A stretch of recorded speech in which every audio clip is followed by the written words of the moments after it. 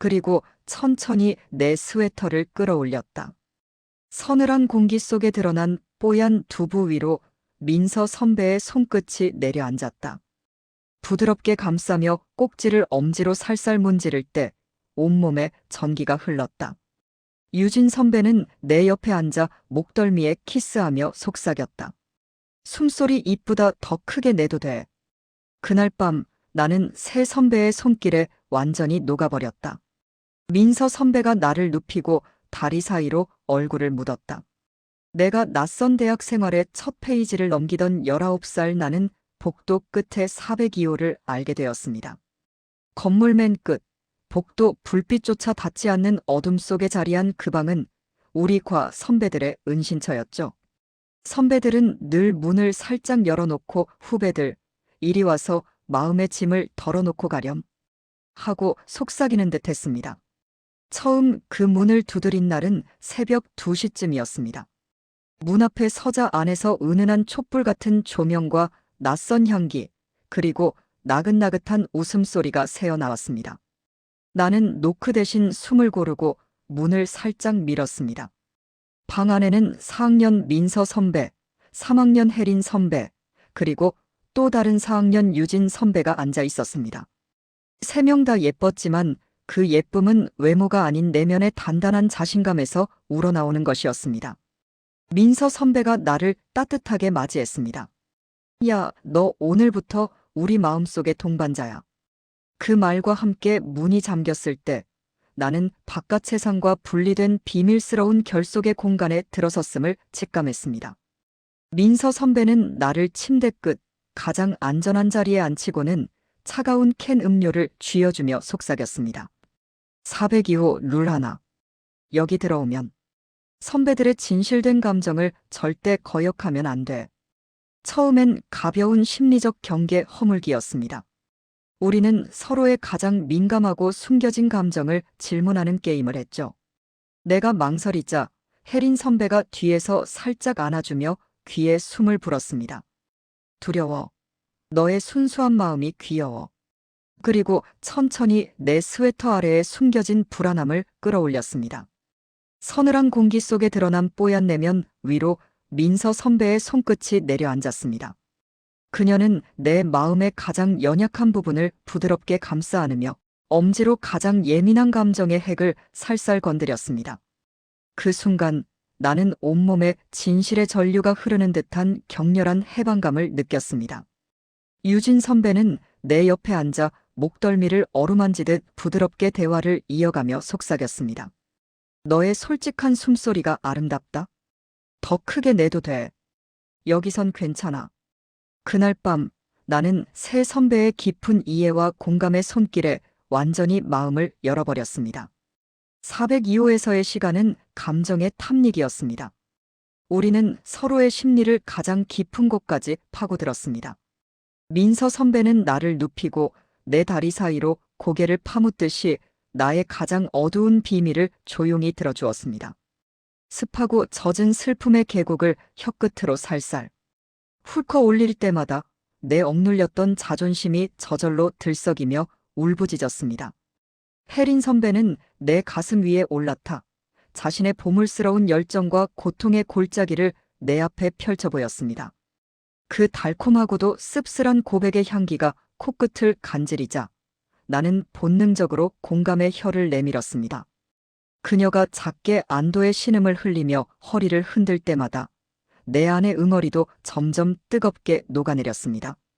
유진 선배는 뒤에서 내 흔들리는 자아를 들어올려 견고한 위로의 손가락 2개를 천천히 밀어 넣었습니다.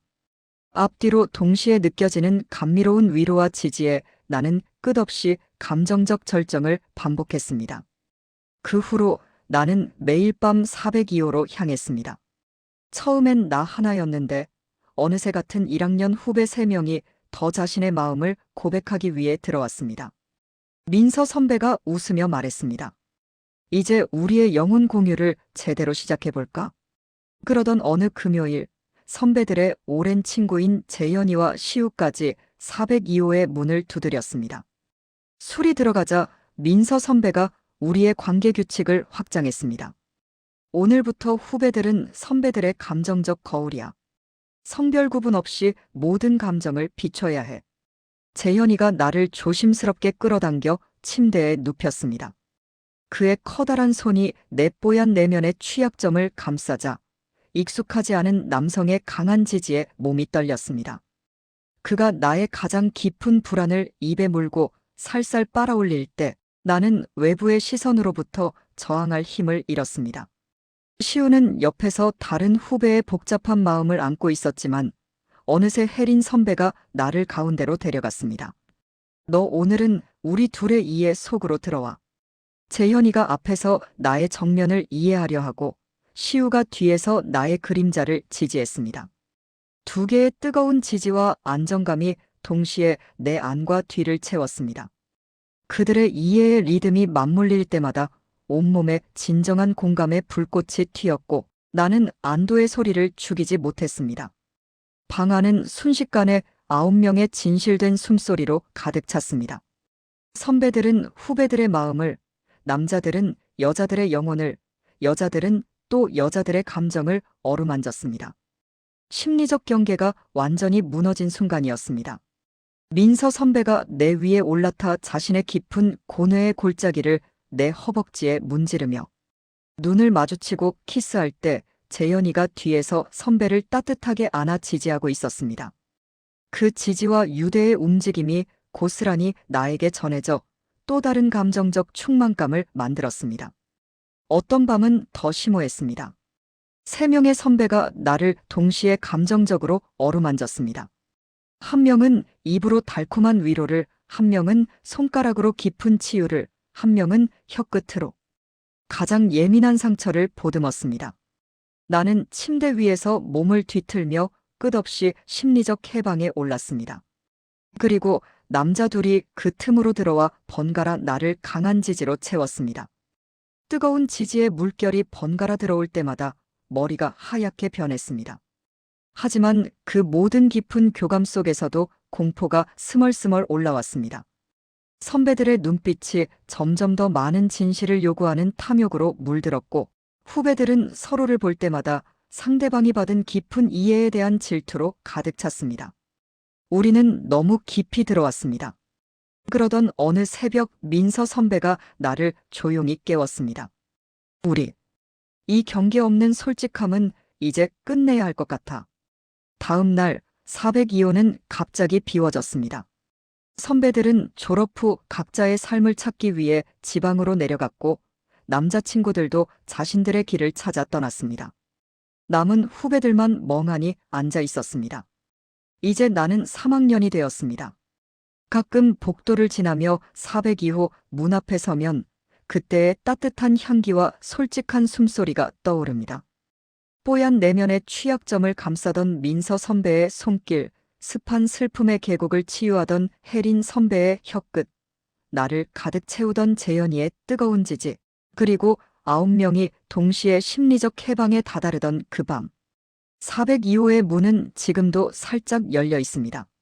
새로운 1학년들이 또 들어와 자신의 영혼을 고백할 날을 기다리는 것처럼 나도 언젠가 그 문을 다시 열어 그때의 배움을 되새겨볼지도 모릅니다.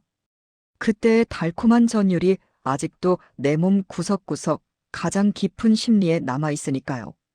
다음 편이 궁금하다면 구독 눌러주세요.